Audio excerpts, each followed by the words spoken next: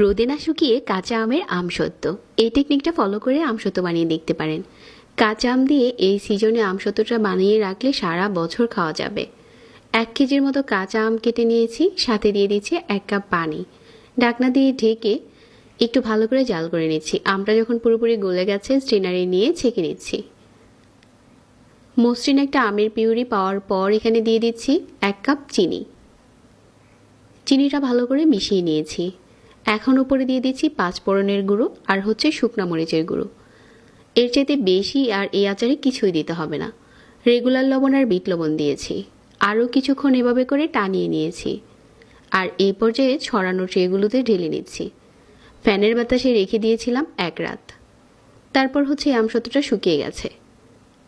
রোদ ছাড়া আপনিও চাইলে এই আমসত্ত্বটা বানাতে পারবেন। একটু পাতলা করে বানালেই ফ্যানের বাতাসেই শুকিয়ে যায়।